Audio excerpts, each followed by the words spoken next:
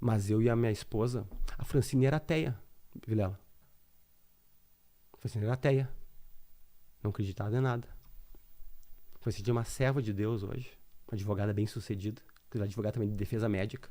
O escritório lá dela é um escritório muito conhecido. Ela é uma excelente advogada. E nós começamos a orar para Deus. Para onde que eu ia ir. Só que eu sou um especialista, tá entendendo? Eu já era especialista. Eu tinha experiência, eu trabalhava já em outras cidades, eu tinha um hospital que eu trabalhava numa cidade, não vou citar o nome aqui, que eu era o procto referência. A tendência seria ficar lá. Ou lugares muito maiores, Vilela. Um proctologista chega em Londres a hora que tu quer, Vilela. É mesmo? Tem trabalho. Vilela. Tá falando com um coloproctologista, tá? Não é qualquer um. Se tu chegar agora aqui em São Paulo e tu abrir teu consultóriozinho ali, não precisa fazer nada. As pessoas podem pedir, doutor, abre consultório em São Paulo, toda hora me pedindo. O que mais me pedem, me consultório em todo lugar aqui, assim, né? É que eu não tenho tempo nem de tomar lá na minha cidade, lá, porque vai todo mundo pra lá, tá? Pra qualquer lugar. Ah, vou pra Paris. Eu entro como coloproctologista, sempre. Especialidade elitizada, tá entendendo? E nós começamos a orar. Pra onde nós iríamos? O meu pai dizia assim pra mim, tu vem pra qualquer lugar, tu só não vem pra um lugar. Qual? Rosário do Sul. Ué? Porque meu pai é urologista, só que assim, Vilela, ó, quem conhece o Dr. Clóvis Lemos, muito bem sucedido. Ele foi numa época pra lá que não tinha urologista em 10, 15 cidades. Quase toda a família uro. Eu só mudei pra Procto na residência. Eu ia fazer uro toda a minha vida. Desde o meu primeiro semestre eu ia ser mais um uro na família. Graças a Deus que eu troquei. Eu adoro minha especialidade. Isso, não vem pra cá. Então meu pai, se tinha uma pessoa que poderia me dizer, meu pai, primeiro, meu pai, ele me ama, ele queria ter o filhinho dele por perto, certo? Claro. Todo pai quer o filho por perto, certo, Vilela? Claro. Tá? Só que ele, por entender e me amar, ele dizia, não vem, porque aqui não tem campo para um proctologista. A cidade é muito pequena.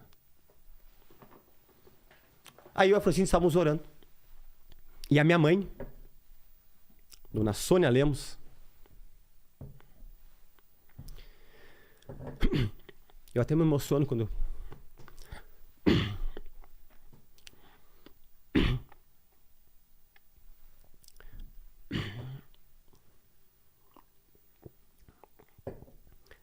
a minha mãe é uma das melhores pessoas do mundo, Vilela. O coração dela.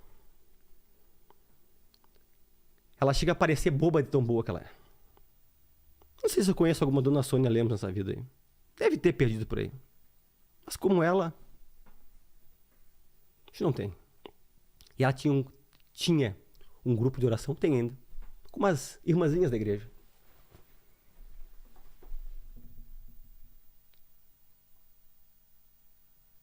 E eu disse pra mãe, mãe, coloque em oração pra onde que eu tenho que ir.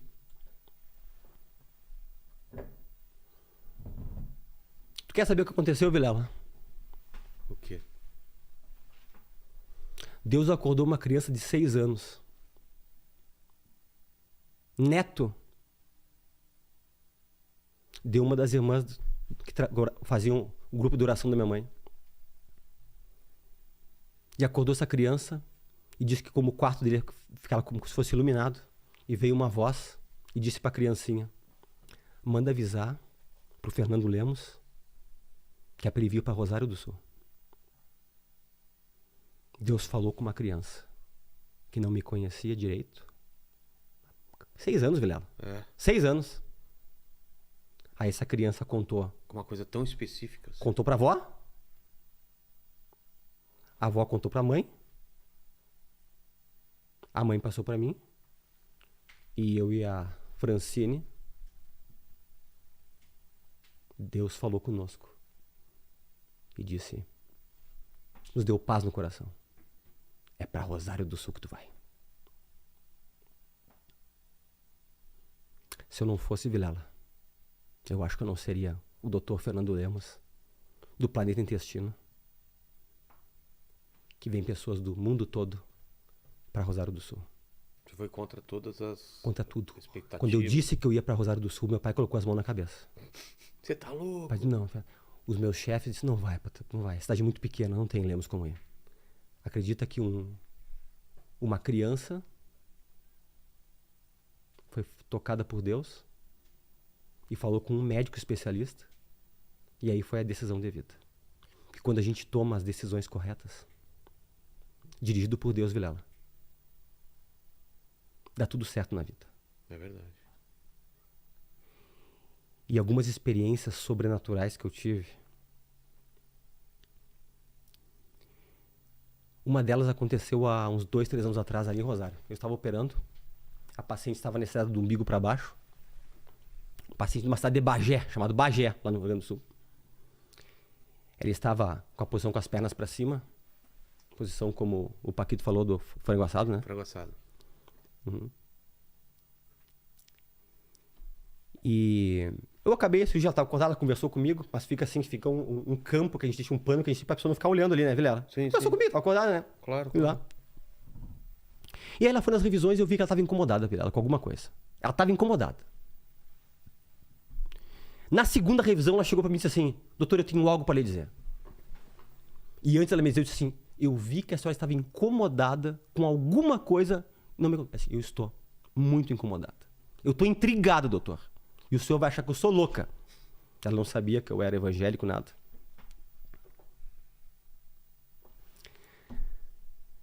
Ela disse: o senhor estava no meio das minhas pernas, assim, lá, eu assim, entendeu, Vilela? É como se tu fosse ela, a cabeça dela aí, e eu aqui, operando. Tá. Só com o campo separando aqui. Ela não conseguia te ver. Não conseguia me ver, só o campo assim. Tá. Ela conseguia olhar por cima do campo para lá. Quando eu olhei para lá, eu olhei alguém em cima do Senhor, com o formato de Cristo e com a mão no queixo lhe olhando todo o tempo. E do ladinho tinham seres que pareciam anjos. Só que eu sou ateia, doutor. Eu não acredito em nada dessas enganações. Só que eu fechei meus olhos. E o senhor lembra que uma hora eu falei com um anestesista só para ver se eu estava acordada? E eu fechei e eu abri. E todo o tempo, aquele ser estava parado e olhando o senhor para baixo. E eu disse para ela: não foi ilusão. Esse é o meu amigo, que eu convido todos os dias para participar das minhas consultas e das minhas cirurgias. Eu não consegui ver ele, mas Deus tem algo com a senhora, para a senhora crer, para a senhora confiar. Isso aqui. Essa paciente é minha paciente até hoje. Teve uma outra situação bem parecida, uma senhora que começou a dizer que viu anjos passando por cima da minha sala cirúrgica, enquanto estava comigo operando também. É porque médico é uma das profissões Mais céticas. É, Céticas que não acreditam em nada. exato. Tá entendendo? Só na ciência o que é. É. E outra que eu tive para finalizar essas aqui, essa foi uma experiência muito pesada, quase de filme. Não vou citar o nome do hospital de Porto Alegre, só vou dizer o quarto 109, que eu nunca mais esqueci. Isso aconteceu há 19 anos atrás. Me chamaram numa madrugada, minha equipe, eu era ainda residente. E sabe aquela, quando tu tá na juventude, que tu fica um pé na igreja, um pé no mundo? Sabe que todo mundo passa? Sei, tipo Né? o Lênin. É? Assim, Né? Sabe, lá. Eu nunca saí da igreja, mas sabe aquela coisa assim, aquela convicção que tu acaba perdendo, né? Sei. Né? E aí chamaram, e aí desceu um monte de equipe para lá para reanimar o paciente lá, né? E tinha um monte de residente, né? Porque lá tinha uma briga quem ia chegar primeiro, o residente da cirurgia ou os da clínica para reanimar, para tu aprender a fazer a reanimação lá. E tinha umas 10 pessoas no quarto, umas enfermeiras. E tu reanima por 30 minutos. Essa é a regra mundial. Se não sair em 30 minutos, não. Acabou. Acabou. Foi reanimado 30 minutos. E quem tinha chego era eu. Então, primeiro do que os outros. Então quem dominava, quem mandava lá era eu.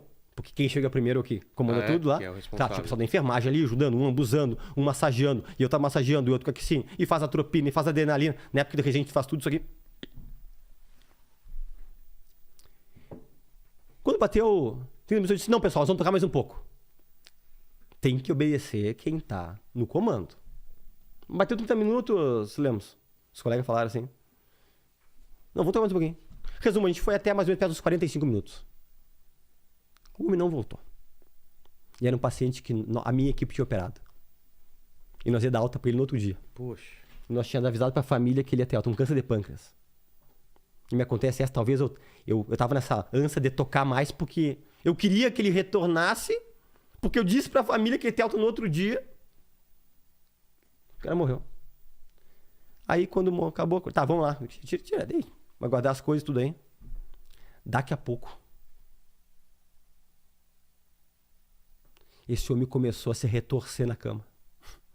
Porque nós médicos somos céticos, sabe? Existem umas mioclonias involuntárias, que são uns movimentos que pode acontecer, que a pessoa tá morta e pode ter. É? Mesmo Pode. depois de morto? Eventualmente tem. Mas mioclonia, porque a gente médico, a gente sempre quer achar uma explicação por umas coisas que não tem. Mas aquilo lá aconteceu pra mim. Aquilo lá foi uma coisa que fez eu entrar pros trilhos. Ele começou a mexer. Só que ele começou a mexer um pouco pra mais, velho. E começou a fazer uns movimentos de se retorcer e uns grunhidos. Resumo da obra. 13 e pouco da madrugada, né? Aquele quarto esvaziou Rapidão. Até os pacientes, coitados, saíram com o soro na mão do quarto. Tinha 6 pessoas no quarto. Ah, é? Era um quarto do SUS. É um quarto grande do SUS aí. E só ficou uma pessoa no quarto com ele. Só eu. Porque o negócio aí é comigo. Tu acredita? Eu digo assim, ó, eu não tenho porquê inventar nada, que me conhece, sabe como eu sou.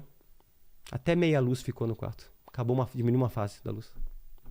Filme de terror, Vilela. Filme de terror. E eu consegui, com os meus olhos, Vilela, quase que ver,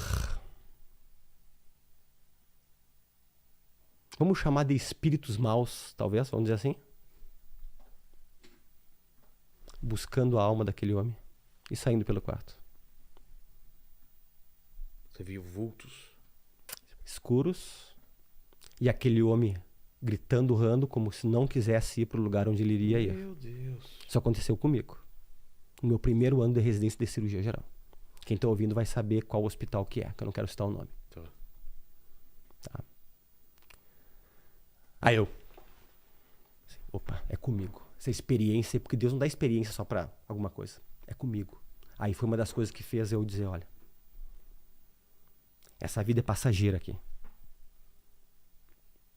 Depois daqui, tudo tá recém começando. E eu acho assim, ó, Vilela, quase impossível. Eu não consigo entender como é que médico não acredita em Deus. Não consigo entender. É impossível, Vilela. É impossível, e a maioria dos médicos não creem, Vilela.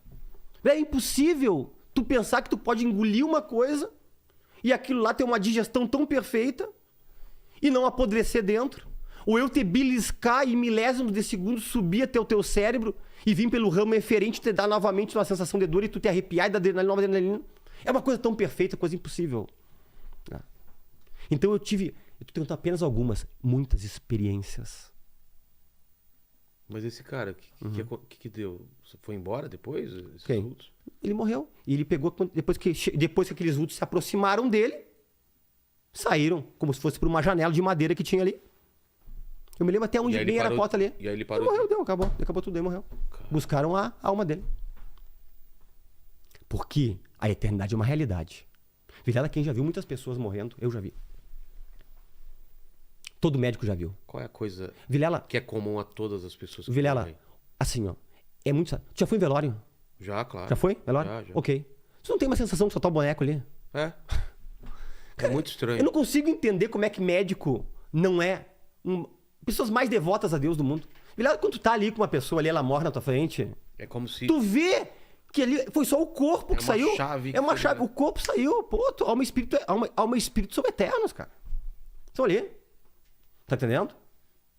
Só que aqui... é aqui nessa terra que a gente decide tudo.